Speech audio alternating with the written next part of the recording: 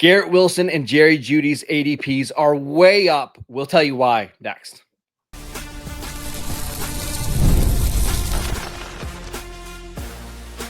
You are Locked On Dynasty Football, part of the Locked On Podcast Network.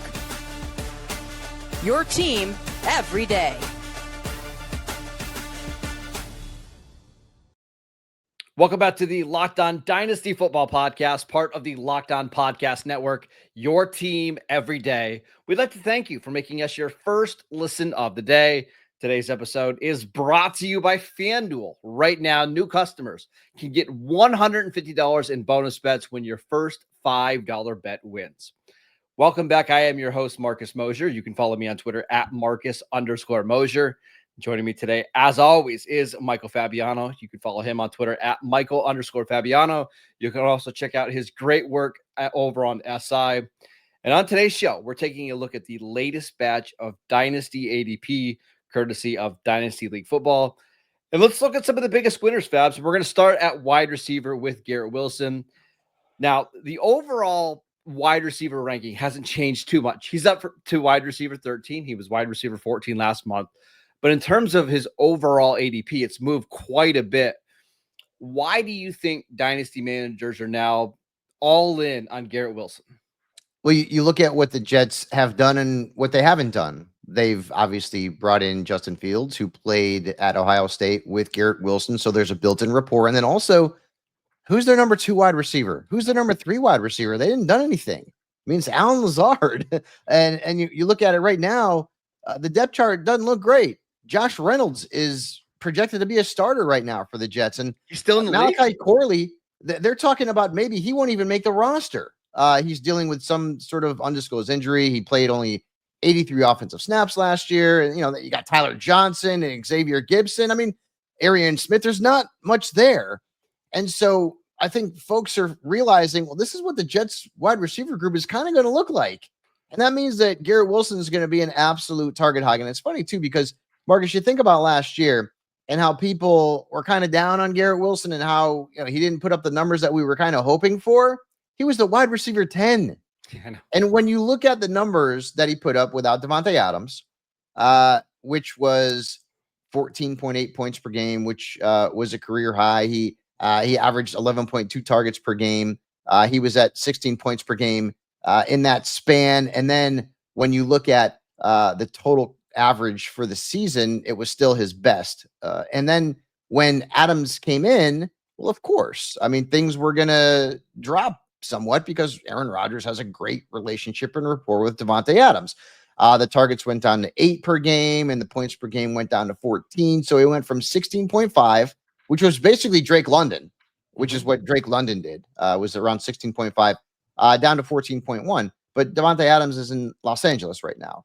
And the Jets, outside of, again, Alan Lazard and Reynolds and maybe Mason Taylor, they don't have much. And you could argue that even those 3 names, there's question marks about. So the ADP is going up because people are seeing what the Jets have, again, done and not done. And in terms of the latter, it's not adding really serious threats to Garrett Wilson's target share in terms of wide receivers. I also think there's this misconception out there that you need to have an above average quarterback for these guys to hit their ceilings. And that's just not the case at all. I mean, look at Brian Thomas Jr. last year, right? Like Brian Thomas actually had better numbers with Mac Jones in the second half of the year than he had with Trevor Lawrence. Or look at a guy that we're going to talk about in a little bit, Jerry Jeudy. Look at some of the numbers Jerry Jeudy put up last year with Jameis Winston and Deshaun Watson and all the quarterbacks that Cleveland had. Like, well, the best example of that, Marcus, is Malik Neighbors. I mean, yeah, he put up massive numbers with 4 curtain jerkers at quarterback.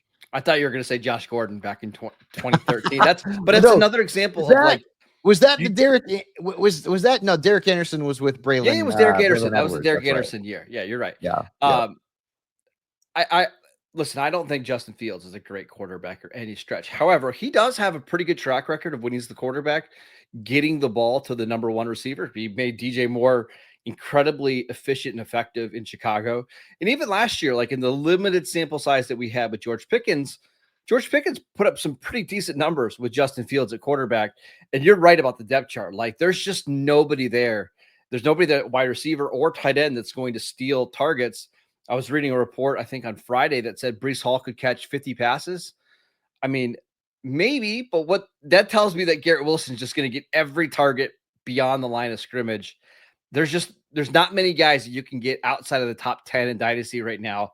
They're going to be locked into, what do you think, 8 targets a game, 9 targets? At least, I would think at least 8 targets. I think he could see double digits. I mean, again, when you look at last year without DA, 11.2 targets per game. And then when DA was acquired, it was 8. Again, he's not there anymore. So the targets are going to be there. Garrett Wilson's only entering his 4th year. He's young. Boy, if you can get him at the ADP right now, wide receiver 13, if you can get him even as a high end 2, I would say that you were in really good shape. And even as a low end wide receiver 1, depending, of course, on what your draft strategy would be, I'm fine with that. I've always been a fan of Garrett Wilson. He's had a couple of things that have interfered with his rise to stardom, but again, he was a top 10 wide receiver last year. He's unbelievable. So real quick, just to tell you guys about the ADP. So in May, he was about 24th overall. So you can get him right at the back end of round 2 of your startup drafts. Now he's in that 18 range. And again, that doesn't seem huge, but you're talking about like a half a round. Here are some of the receivers that are being drafted around him, and I want your thoughts on where you would stack them. So we've got Ladd McConkey at wide receiver 10, Marvin Harrison Jr. at wide receiver 11. Here come all the Ohio State receivers. Jackson Smith-Njigba, wide receiver 12, Garrett Wilson, wide receiver 13, and then A.J. Brown, wide receiver 14. How does he fit into that tier for you? Yeah, for me, I mean, I think Jackson Smith-Njigba might be the only one I have ranked ahead of Garrett Wilson out of that group. Listen, I love Ladd McConkey, Laddie Daddy. He's not an alpha. He's not an alpha. Garrett Wilson is an alpha. Jackson Smith-Njigba, I just think, is going to get a ton of targets again. I don't love what Seattle did in the offseason. They brought in Cooper Kupp, who predominantly has had his success as a slot receiver, and they already have the best slot receiver in the game based on fantasy points last season in JSN. So I'm not exactly sure what the deal is there. And then, Marcus Valdez-Scantling, yawn. So I have Adams probably right there with JSN. AJ Brown's a little bit older, a little bit older. But I am a fan of Garrett Wilson. Yeah, what's crazy is Ladd McConkey is actually 3 pounds heavier than Garrett Wilson. You would never expect that when you watch those two play, but that's whatever. I think if I had the choice, just give Garrett Wilson a few Snicker bars, he'll get up there. So of that tier, McConkey, Harrison, Smith-Njigba, Garrett Wilson, I think I probably would default to Marvin Harrison just because I think he's the most talented of the bunch. And then after that, I probably would go Garrett Wilson, JSN, Ladd. But I think the fact is, like, Fabs, if you're drafting in like the middle part of round 2 of your super flex, of your startup drafts, I think you're going to be happy with any of these guys. Yep. Yeah. No question about that. Yeah. I mean, I'm a fan of Harrison Jr. as well. I just see the potential, because we saw it last season, of Trey McBride to be the lead receiver in Arizona, where Wilson has very little competition for being the lead receiver in New York. All right, let's talk about Jerry Jeudy, who has seen his ADP just skyrocket over the last month. We'll tell you why that's happening next. This episode is brought to you by FanDuel. Summer sports are in full swing, and whether you're all about baseball under the lights like Fab is, he loves his Yankees, golf on the green, or high-stakes soccer action, FanDuel is the best way to make every game more exciting. Listen, you're already following the action. Why not make it just a little bit more thrilling? With FanDuel, you can get in on the game while your friends are getting sunburned at the beach. I love FanDuel. I was checking out the FanDuel odds and awards for the NFL season coming up. Already looking at some futures bets. Go check out FanDuel. It's so much fun. There's so many different ways to place your bets. And if you're new to FanDuel, new customers can get you can bet just $5 and get $150 in bonus bets if your first bet wins. Open the FanDuel app today or visit FanDuel.com/lockedon to get started. Welcome back to the Locked On Dynasty Football Podcast. We'd like to thank you for making us your first listen of the day. We are discussing some of the biggest risers in ADP over the last month. And let's talk about Jerry Jeudy, who is all the way up to wide receiver 31. He has seen his ADP go way up over the last month. He was 69th in May overall. Now he is up to 59, so a rise of 10 spots. Why do you think dynasty drafters are going out and being aggressive with Jerry Jeudy right now? All right. So first off, tying to the Cleveland Browns, the three quarterbacks for Josh Gordon back in the day, because I couldn't remember off the top of my head, were Jason Campbell, Brendan Whedon, and Brian Hoyer. Oh God! So I think you were right. That may be the ultimate example of a wide receiver not needing good quarterbacks to put up elite numbers. Anyways, back to Jerry Jeudy. I think there's probably two reasons, and I got to be honest with you, I am not in agreement with this move upward for Jerry Jeudy. The first one is that it might be looking like Joe Flacco will start this season as the number one quarterback for the Cleveland Browns. In fact, if you read some of the reports, Kenny Pickett might not make the team. And then you have some other folks out there who believe that one of the two rookies will be the starter in week one between Shedeur Sanders and Gabriel Dillon. I don't know if I necessarily agree with that. And then you look back at what he did last season. But folks, one of the biggest discrepancies in the splits at the wide receiver position last year was Jerry Jeudy with and without Jameis Winston. So I'm going to throw some numbers at you. Now, he did finish as the wide receiver 12 last year. He scored almost 241 PPR points. It was very, very good overall. In his first 7 games, Marcus, with Deshaun Watson, you remember that guy? He averaged 3 catches and 38 yards and 7.9 points per game. He was dreadful. He was waiver wire fodder. Yeah. And then the Browns decided they were going to start Jameis Winston. And Jerry Jeudy turned into Jerry Rice. Okay, maybe not, but you get my point.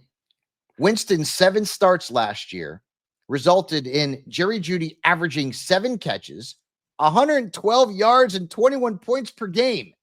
During that span, Jeudy scored more points than every wide receiver not named Jamar Chase, Puka Nacua, Amon-Ra St. Brown, and CeeDee Lamb. But overall, in the games that he played without Winston, 10.3 points per game. That's awful. It's an 11-point difference. And he's averaged just over 10 points per game in his career in games not started by Jameis Winston. And I get it. Like, you know, Joe Flacco is comeback player of the year a few years ago in this offense. He's also 41 years old. Okay. And Jameis is not Joe Flacco and vice versa. So I'm a little bit worried about Jerry Jeudy.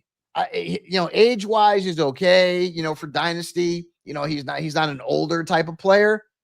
But this guy has been nothing but a disappointment outside of a very short span of games where Jameis Winston was the quarterback during his career, going back to Denver.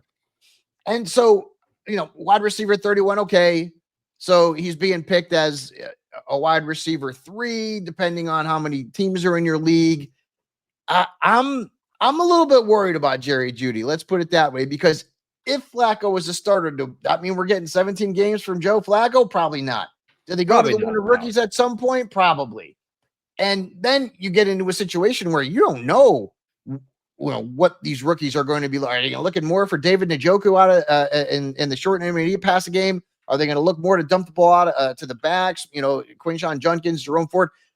So there's question marks for Jerry Jeudy and Marcus. If the main reason why Dynasty leaguers are going to Jeudy a little bit sooner than previously in the offseason is because of Joe Flacco, brother, he ain't long for the starting job in Cleveland.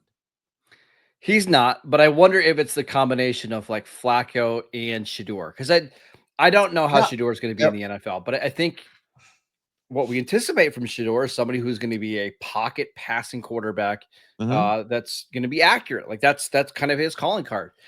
I will say with Jeudy, he's been in some rough situations. You think about his quarterbacks that he's had over the last few years between Winston, Watson, washed up Russell Wilson, Drew Lock, Jared Stidham. It's not been great.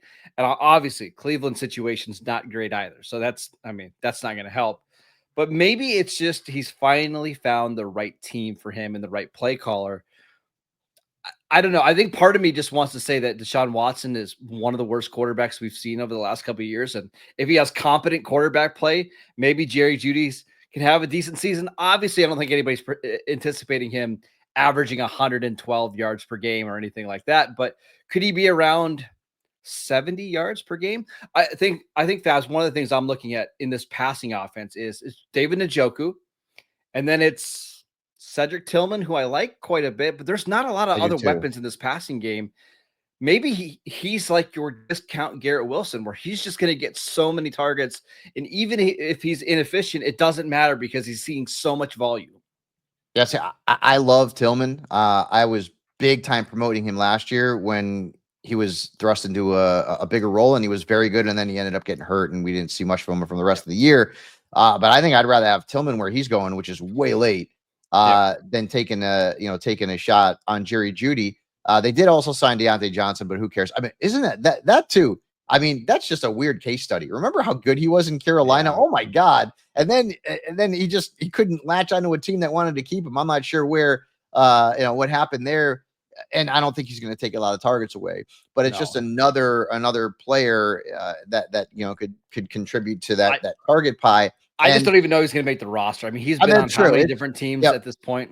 But I mean, if he doesn't make the roster, bro, I mean, they're almost like the Jets with their wide receivers. It's bad unless they're going to start to roll two tight ends out there with Harold Fannin Jr. I don't know. Which they could. Honestly, that won't surprise me if that's kind of ultimately what they do. Is Cedric Tillman's a bigger body. He can block. Maybe you bring him in. You run more two tight end sets. You try to run the ball more.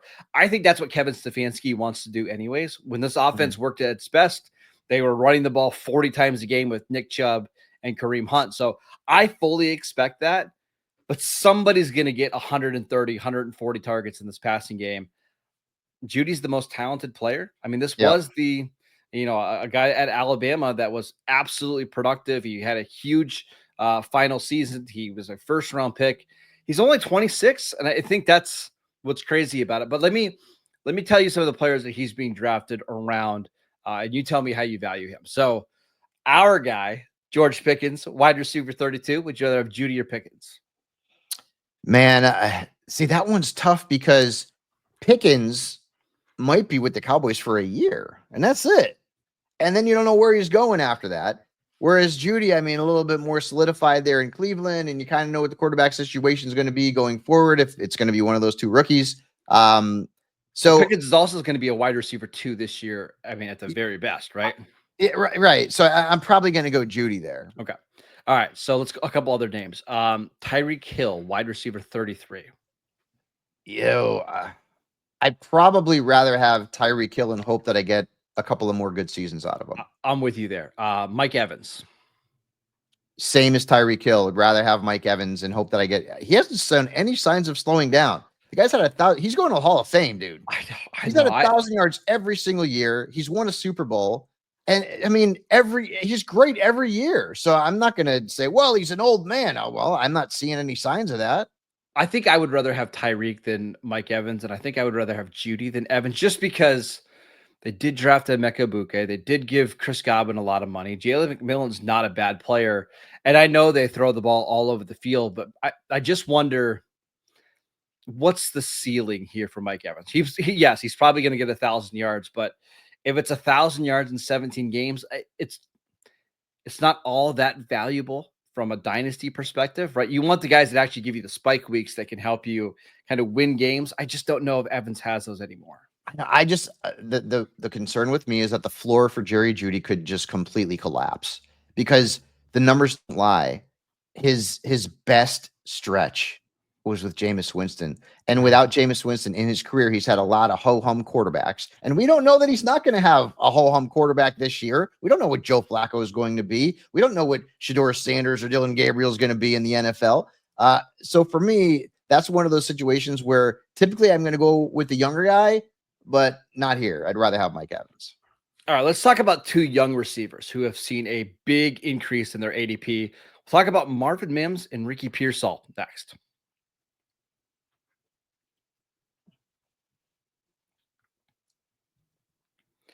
Welcome back to the Locked On Dynasty Football Podcast. We'd like to thank you for making us your first listen of the day. For your second listen, check out the Locked On NFL Scouting Show.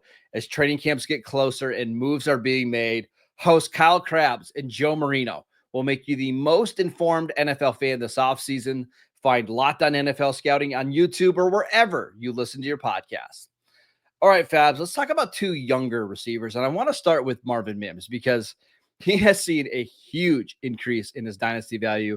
160 in the month of May, now up to 131. Could this just be a response to the Broncos not drafting a receiver early, not signing anybody in free agency? Sean Payton still seems very reluctant to play Marvin Mims for whatever reason, but what's your take here?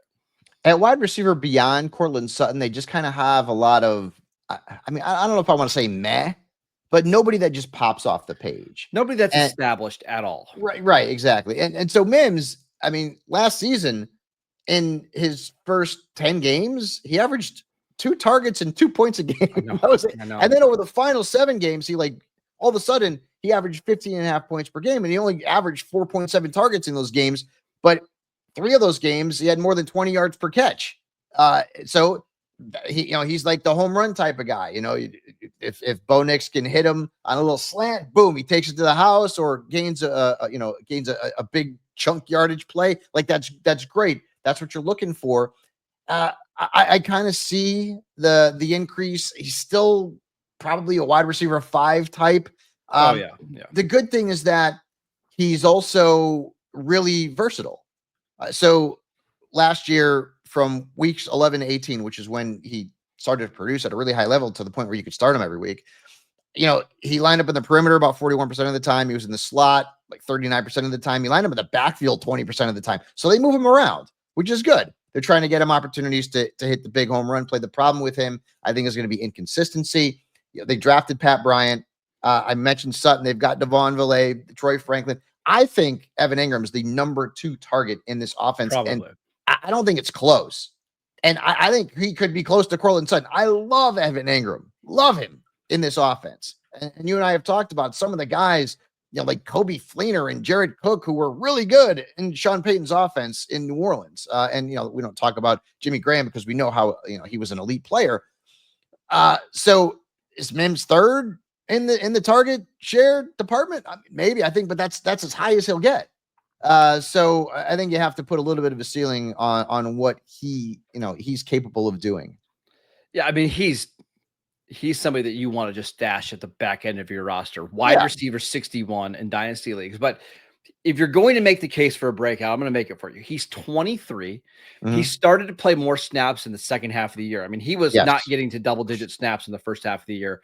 By the second half of the season, we're starting to see him getting 23, 29, 21 snaps. So that part is encouraging. Plus, we've heard some people compare him to Brandon Cooks, who had a lot of success with Sean Payton in New Orleans. And the last thing I wanted to mention is that we have a long track record of these guys that were really productive on special teams early in their careers, turning into big-time NFL receivers. Marvin Mims has already made 2 All-Pro teams as a punt returner.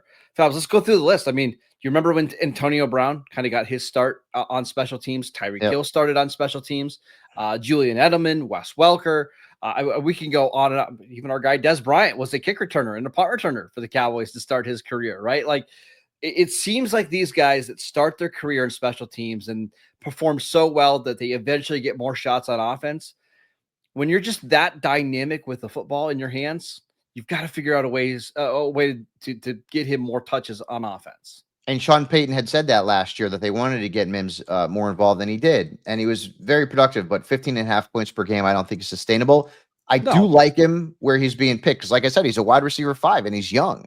And it is an offense that should put up some points. But I don't think that we're going to see this kid, suddenly become, like you mentioned, like a Brandon Cooks type of guy who is, guaranteed to be a 1,000-yard receiver almost every year, unless something happens with Courtland Sutton and all of a sudden, there's some issues there with him in the team contractually, sort of in that situation. But I don't mind having Mims on my team as you said, a guy that you grab, you stash, you kind of see what happens. And maybe you hit on some gold there. I look at someone like Cooper Kupp, wide receiver 59. Like I would just much rather have Marvin Mims, because what's Cooper Kupp doing for me at this stage of his career? Nothing, right? Shoot for the skies with Marvin Mims. One other player that I wanted to mention to you is Ricky Pearsall, who has seen his ADP go way up. He was being drafted like wide receiver 50 last month. Now he's up to wide receiver 39, ahead of Devontae Adams, ahead of Calvin Ridley. Are you buying Ricky Pearsall 72 overall?